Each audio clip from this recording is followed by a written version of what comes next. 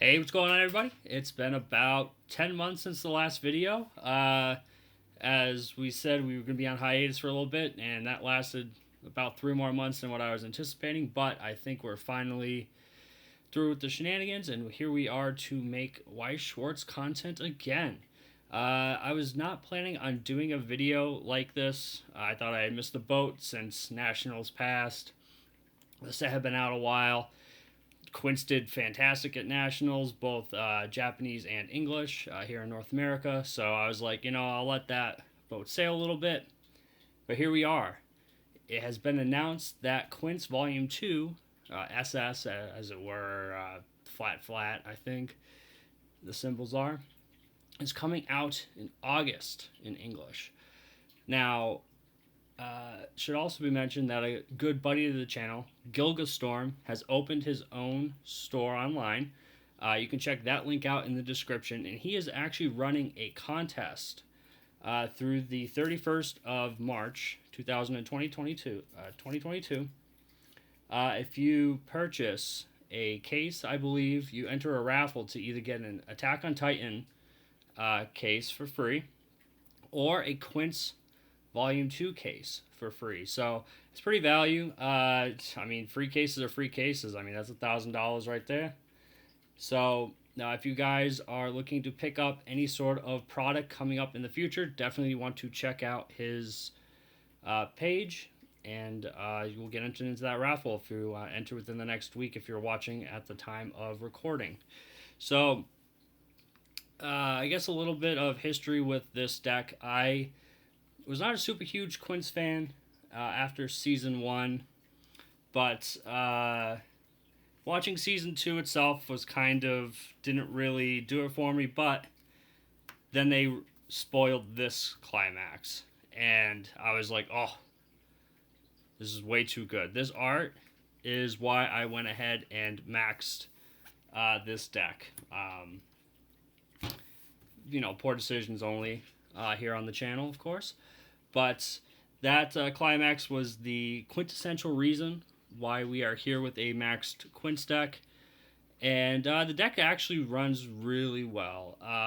At the time of building, there was some debate on whether the new 2-2 combo, which we are playing spoiler, would be better than the old one.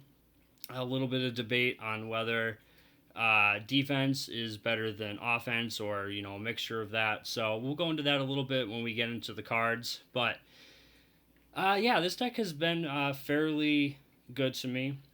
It is Nino waifu focused, so be aware of that. There are videos out there showing a more competitive build. Those ones that have topped here in North America is this shell with more competitive stuff in there, although the one in Japanese was more Itsuki built than Nino. But I do believe that 8 standby is the way to go with Quints, personally. But we're going to go right into it here.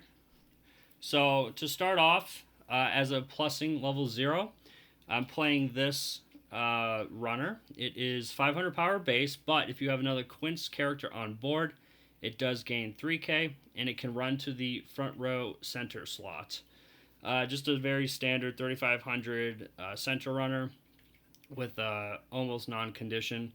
The ones they're printing now just say if all your characters are X trait. This one needs you to put another character on board, so you can get screwed if you open a bad hand just this and a bunch of 2s and 3s. But that's kind of unlikely to happen. I am running about 19 zeros if I remember correctly, so you're likely to open another level 0 you can just throw right in the back row. So this is just a very good plussing engine, plus great art, so always a plus with that. The second level 0 that we're playing is this Nino. It has 2 effects. The first one is on play, you can shuffle 2 characters back into your deck. If you do, choose one of your characters, give it +1 soul. This is very good because of your level 3. Your level 3 acts as a standby if you have its standby in the climax zone. So this deck, even though we say 8 standby, can technically be 12 standby. because of that card. So this allows you to shuffle your 3/2 back into your deck, potentially hit more standbys just off regular attacks, and also will pump a soul, which is always just pretty value in standby decks, which the main detractor to these kind of decks is the lack of soul compared to 1k1 decks. Other effect is also very good. On placement of Climax, you can bounce this to hand. If you do, give one of your characters 1k, and the effect on attack, you can look at the top 2 cards of your deck, put one into the graveyard, and put one back on top. So it allows you to stack your trigger to get dig to those standbys. So both very good effects. This card, I toyed with having 3 in the deck for a long time. Eventually settled on 2, particularly because I cut out some fun stuff, which I'll go into at the end of the video. There's a really fun thing you can do with this card and an event that came out in the second set.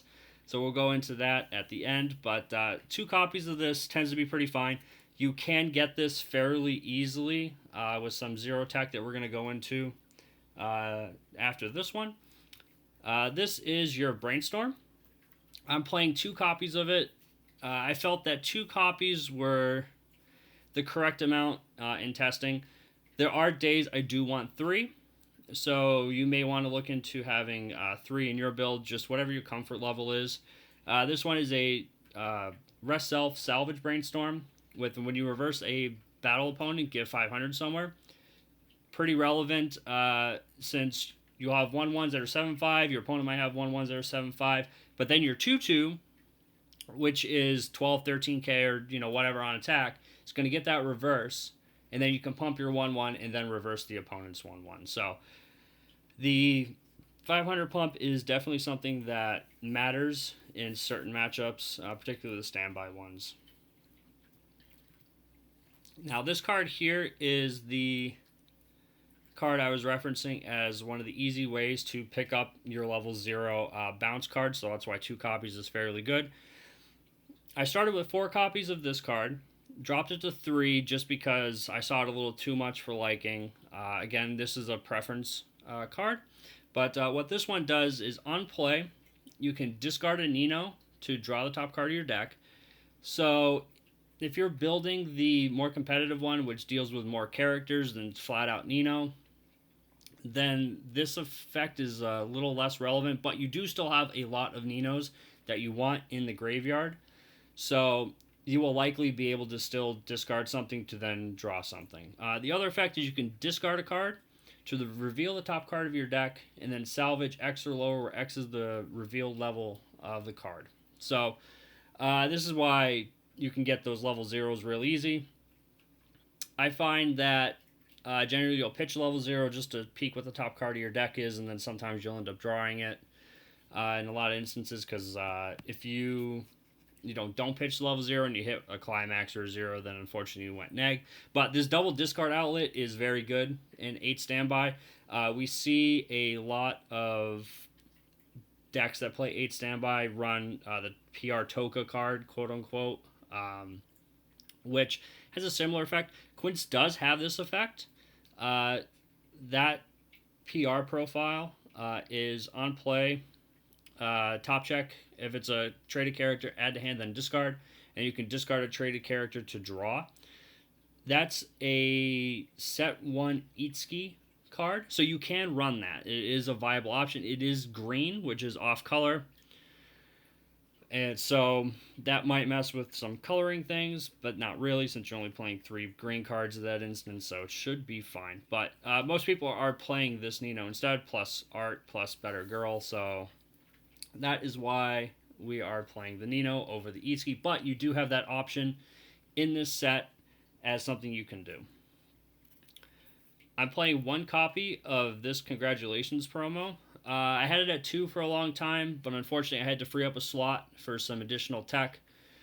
What this card is on play, you can pay 2 free fresh. It's a fairly common effect that we see printed on PR a lot recently.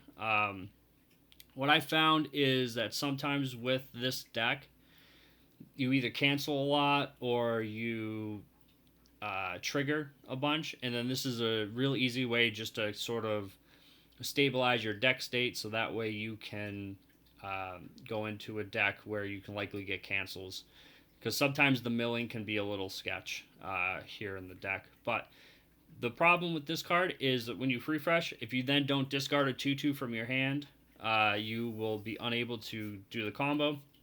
So that is something that has caused a little bit of awkward scenarios here and there. But free freshing, if you need it, you need it. So having at least one copy that you can grab very easily off that previous Nino that we discussed is fairly good. I wish we had a shuffle counter, but we don't in Quints, at least that I'm aware of. So until then, until we get one of those, maybe in the next set that's coming out this year, get lucky. This card is a perfectly viable option. This also is an option at 0 and 1 that the shuffle counter would not provide. So even with the shuffle counter, we might still play one copy of this. Next card I am playing is 2 copies of this Nino. Because my deck is Nino-centric, the first clause of this is that all my characters are Nino plus 1500, so it's 2500 body, which is fairly good. And then on death, you can discard a card to look at top 4 and then grab a Nino character. If you're not playing heavy Nino, not as good.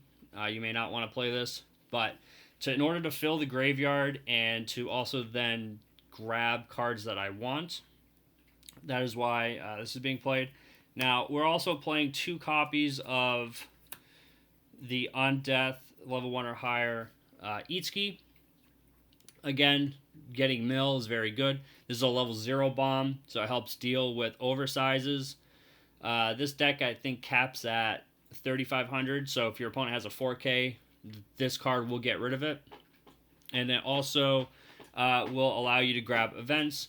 Both versions of the deck, both the fun one I had, which we'll discuss at the end, and this one, which was a little more slightly competitive one that I brought to Nationals, play events. So this will help you grab those, and being able to have some way to fill your graveyard with targets for your standbys, always good in an 8 standby. So that is why we're playing that. We are playing 1 copy of this Nino, which is sometimes considered Yotsuba when it's on the field. On play, you can scry. So top of your deck to either back to the top or to the bottom. And then it is a climax swapper. What I find with this deck is that the more turns that you can just cycle through the 2/2 standby, just continuously put them on board, you will just keep pressuring the opponent. So even if they reverse it and you've got another standby in your hand, you just slam it, put another 2/2 on board, and you can then avoid encoring and all that and keep your resources. So being able to reliably get that standby into your hand, this is helpful with that. Consistency, always very good in Weiss. The more often you can do something, the more successful you will be. We are playing 2 copies of this clean cut. Not a Nino, I know, surprised. We got 2 Itskis, 2 Ichikas so far, but that is it. Everything else in the deck is a Nino or event. The reason why I'm playing 2 copies of this, I like to play aggressive in Weiss, so having available 2 clean cuts, if I go second, this allows me play where I can tri-field. So for instance, left slot, center runner, brainstorm in the center, clean cut on the side where my opponent put their character, reverse it after attacking with my brainstorm, put the brainstorm in the back. Now I have an open center slot for my 3,500 to run into. So that's just a play pattern I enjoy. So these could be 2 flex slots that others who may not enjoy clean cuts or want to put different cards into the deck, such as maybe the Rickies that I'm not playing, can use. But yeah, so this is on your turn plus 1k. And then on reverse of battle opponent, you get the clean cut effect, which is choose one of your characters, rest it, and then move it to a back row empty slot. So yeah, just a aggressive card. My meta is very aggressive. I'm very aggressive in my playstyle, so that is why we have included it here in the deck. And then that is it for level 0s. Moving into level 1, we have the very standard 4 copies of a 1/1 7500 if you have 2 or more plus 2k, and then it's hand on core. Just standard standby stuff. You want to see this in your opening hand, you want to discard it, and then you want to be standbying it into play either through triggers or any of your 3/2 Nino standbys that you happen to either draw or have off your mulligan. So just basic standby stuff.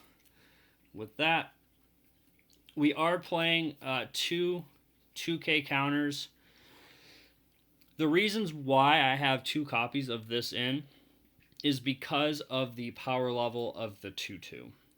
Ordinarily, I probably would play 1 copy of this, but the 2/2 is 8k and 7k, depending on if it came out on the turn. So a 2k counter will make that 9k and 10k, which either A, will help contest against the 2/2 my opponent potentially put on board to slam into me, or it can reverse the 1/1 my opponent may be able to get over my 8k with. So that is why those are in here. They're also both Ninos because of the Azusa. We're just going for Nino named characters. Plus, when we theme a deck around a girl, we theme a deck around a girl, right? The next card is another flex slot that people may or may not want to play. This set 1 Nino has, if all your characters are Nino, plus 2k. This is cross turn, so it's just static 6k. Not really something, I've actually bamboozled opponents with this, just sitting at 6k because I've had all Ninos. 2k counter, 8k, they couldn't reverse me because they wanted to play a reverse combo in their deck. The other effect it has is like the 0/0 that bounces back and gives a character on attack, look at the top 2, choose your trigger. This has it statically if you're all Nino. So I really like that effect in an 8 standby deck. Quints didn't really have any pay 1 double trigger cards that fit into the deck. I don't know if it has any except maybe a Yotsuba. That even might be wrong. I don't think Quints has any, particularly not Ninos for sure, any pay 1 double triggers.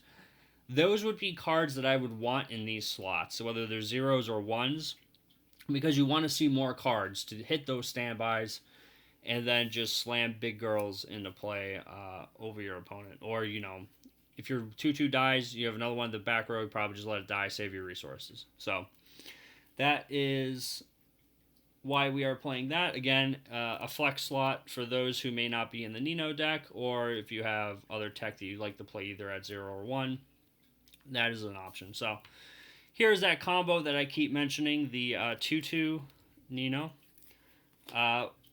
What it says is, if you have 2 or more characters, it gains hand on core, and on attack, gains 5k power. That is what really drew me to this card. Again, I'm a very spike player, very aggressive. Having a 12 or 13k, which we'll go into when we talk about the Climax combo, on attack, really appealed to me because that takes care of early plays. It also takes care of opponents' 2/2s. So if I'm behind and my opponent's already stood by out 2/2s, I can play this and I'll beat right over them. They die in the backswing, most likely. But if you're the first one to start pressuring resources, it's very good in the standby mirror. So that is why I went with this instead of the other 2/2 option.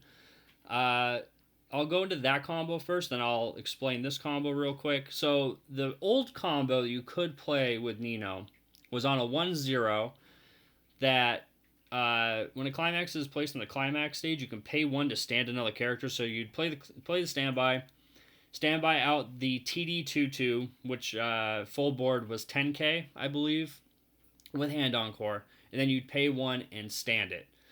So the advantage of that 2/2, it's 10k on attack, 10k on defense. This 2/2, what happens is when you play the standby and standby it out, you can sack the standby off the board.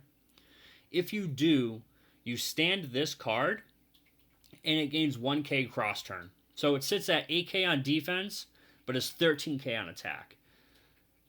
Spike player me was like 13k on attack, sign me up all day. So that is why we're playing this. I don't think anybody has actually stuck with the old combo. I think everyone has moved on to this one. So take that as you will for which ones to play. I mean, there is a play style for the other one. The other one has great climax art too on foil, but I think that if you're going competitive route, that this is probably the one you want to be playing just because of the power levels it hits on attack. Yeah, no, it's really good for those aggressive players for sure. I have in here two different backups. This anti-change counter should be either an Itsuki or a Miku one. I just can't find my foil. So we are playing this one instead. It's Nino named, so it's a little bit better because I can grab it off my Azusa. However, it's a pay 1, pay 2. If you have 4 or more Quints characters, I always forget if it's, yeah. If you have 4 or more Quints characters, you can then choose one of the opponent's characters higher than their level and get rid of it. So you should be playing one anti-change counter because on attack, you're going to have a board. Just how big the combo is, they're going to be around. It's very rare that a backup, unless it's a 3K memory kit counter, gets over this 13K.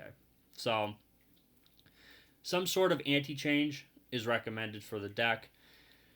I don't think that this is the correct one. I do think it's either the Itsuki or the Miku from set 1. Both are pay 1, pay 2 sack counters. Having the sack counter is just added utility to get around reverse combos at level 3. Also to open lanes and potentially get cancels. So that's a whole thing. But this is Nino named. I am playing Nino Azusas. It can be, something that is not inconsequential to the deck. The Miku is a memory kit counter. It's 3K. So on reverse of battle opponent, it gets kicked to memory. Reason why we're playing this, you play the mirror match. Your finisher processes at end of attack. And now if you've kicked it to memory, it's no longer there. You cannot do the combo. There have been a lot of finishers lately that have attacks that say at the end of this card's attack or at the beginning of the encore step.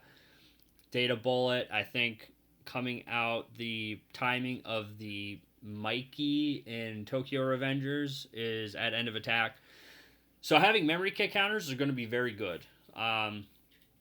Also, just having 3K power is also, pretty good. It makes your 2-2 11K if you comboed, which can potentially reverse 3-2s. So these are the two counters we're playing at level 2. I did attempt to play the recurring Nino, the pay 1 and pay 1, add it back to your hand. Unfortunately, in testing, that card did not really hold up.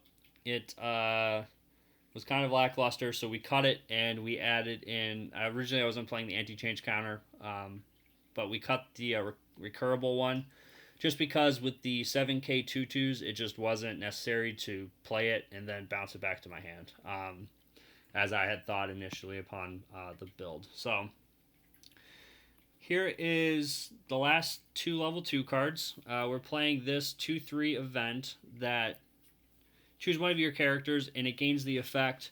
The character across from it gains -3 soul. Actually, no, it doesn't give it to your character. That's Data Bullet, Data Lives. This one gives it to the character on the opponent's board. Reason why this matters is hexproof is a thing, and if you can't target, you can't use this. Ask me how I lost Nationals round 1 because I can't read cards I don't know, and I forgot they were hexproof. Forgot and cannot target them. So I held the dead card for like three turns. But the reason why I played this over the fun event, which we'll discuss at the end again, is that if you need to -3 soul so you don't die, this gives you that option. The deck runs where you have a lot of stock. Unless you're paying 3 to Encore to get out climaxes, you're going to have the stock for 1 to 2 of these. You can get them off the Itsuki Azusa. So this is just very good ways to stop yourself from dying. So definitely a card that is worth consideration when you are building. Now, moving into level 3s, I'm playing 2 copies of this early play Nino. If you have 2 or less climaxes in graveyard, gains -1 level. Then, if you have all characters named Nino, plus 1500 and Hand Encore. So it's a 10-5 with Hand Encore that also heals top of deck to graveyard. It's, bigger statted if you're in this build than standard heal would be 10-5. Also has Hand Encore, so if the opponent runs it over, you can discard a card and then you kept your 2 Soul Beater on board. So I like both of those, plus Nino. And the art's just super cute. So here we are playing 2 copies of this, and that's the reason for that. We're playing 1 copy of this 2K Assist. It has text on it about restanding. At this stage of the game, late 2, going into 3, when you're standbying this out, you're probably not going to activate that effect. If I remember correctly, the text is look at the top 2 and then change the trigger. Don't quote me on that. I don't think I've ever actually used the effect in-game, just because it never goes off with the way that the new deck is built. It's mainly there as a 2K assist. It makes your 7Ks, 9Ks on defense, which makes your counter worthwhile. Makes your early plays 12-5s very worthwhile, particularly with counter. And your finisher, if you stand by out your finisher on the opponent's turn, it's only 8-5. This makes it 10-5 counter worthy. So we're only playing 1 copy, mostly due to space. I would love to fit another copy in here. I just really haven't found that card that I believe is the most worthwhile to pull out for the slot. So when you're building the deck, if you are unhappy with certain ratios, 2 of these is probably something that I would recommend playing. Just for consistency reasons. Like, you trigger this turn 1 and you just never see it again, then you'll never get the assist, unfortunately. But 2 copies is probably where you should be. I have 1. Again, up to the deck builder's prerogative on how you want to build that. And now for the last card in the deck, the finisher here, the climax card that caused me to go down this crazy route. This card is super good. If your opponent is not playing memory kit counter and you go into level 3 with this climax and like 2 of these finishers, the numbers you're hitting are very good. It heals on play, firstly. It does have the effect, it's a standby in all zones if this standby is in play, which is very, good early game. It allows you literally 12 standbys to hit, which just such good processing to build your board. In standby matchups, you want to build that board as early as possible. Having extra standbys, busted. Literally just busted. But how to finish the game, it's 12-5 on your turn because it has plus 4k power.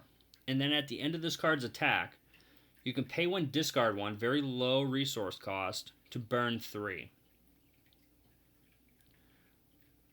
It's just banana resources here.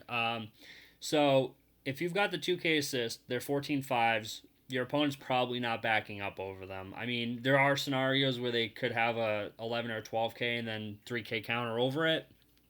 But yeah, it's very, very deadly. To hit for 2, burn for 3, hit for 2, burn for 3, hit for 2, burn for 3, depending on if they have open slots. Another reason why I do like the 2-2 being at 7k is sometimes it just gets run over, and then you're not over swinging into empty lanes, for your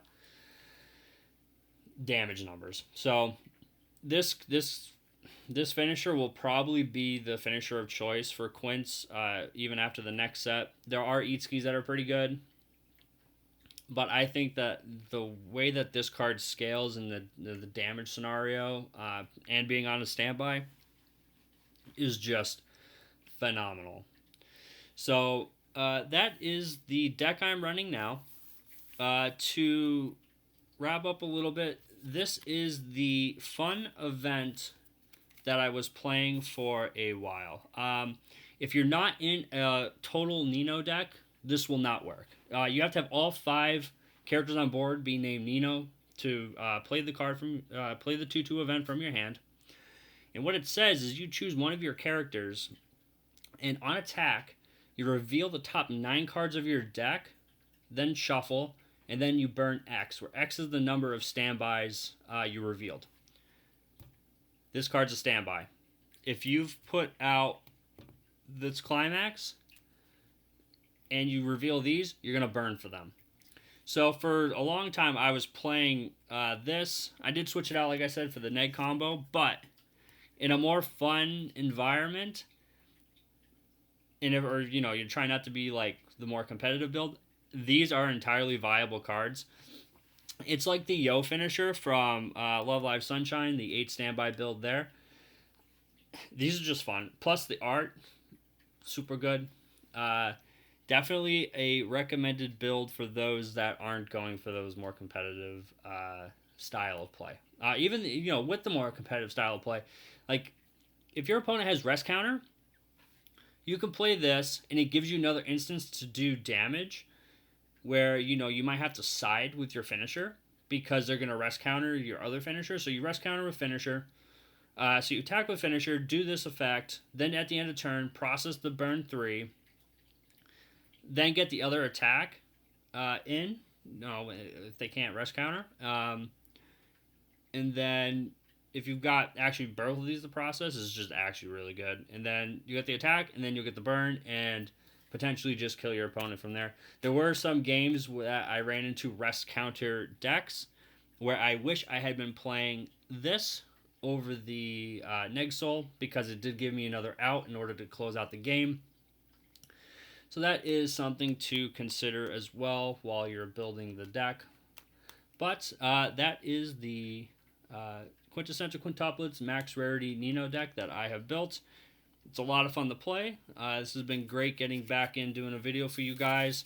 Again, if you are looking to purchase anything, definitely check out my boy Gilgastorm's shop. Link in the description below, because you can enter that raffle until the 31st of March 2022, which is just really value that he's doing this as a new shop, like, to help us players out, particularly if you're looking to buy this set, you can win the free case. So definitely worthwhile. And that's it. If you guys have any comments about this deck tech and cards I am playing, or suggestions for your fellow players, feel free to leave that in the comment below. And we'll be seeing you hopefully soon in more videos to come. Peace.